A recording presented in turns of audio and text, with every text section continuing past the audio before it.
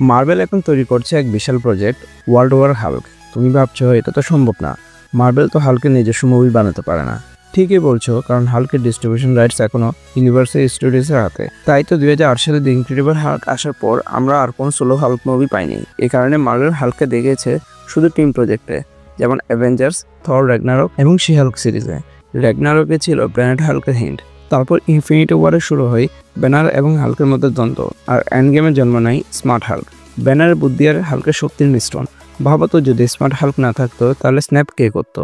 থর তখন ভেঙে পড়েছিল, তাই দায়িত্ব নিয়েছিল হাল্ক নিজেই। এখন মার্বেল বানাচ্ছে হাল্ক কেন্দ্রিক এক ক্রসওভার, সম্ভবত এজেন্টস অফ স্ম্যাশ টাইপের টিম আপ। এতে হাল্কের পাশে থাকবে স্কার, তার ছেলে, আর রেড হাল্ক যে এখন জেলে। এদিকে লিডারও ফিরে আসবে, যে কিনা ক্যাপ্টেন আমেরিকার ব্রেভ নিউ ওয়ার্ল্ডে আবার কাম ব্যাক করেছিল। ওই হয়তো ওয়ার্ল্ড ওয়ার হাল্কের ট্রিগার পয়েন্ট, কারণ যখন ব্যানারে চেপে রাখা রাগ ফেটে পড়বে তখন পুরো পৃথিবী হয়ে উঠবে তার শত্রু।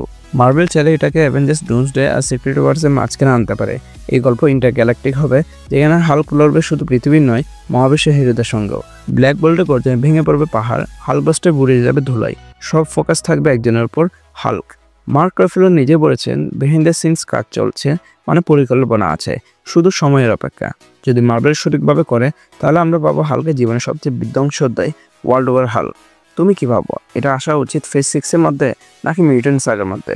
কমেন্টে জানো তোমার মতামত। আর ভিডিও ভালো লাগলে লাইক, শেয়ার অ্যান্ড সাবস্ক্রাইব করতে ভুলিও না। Thanks a lot for watching guys, দেখা হবে পরে কোনো ভিডিওতে।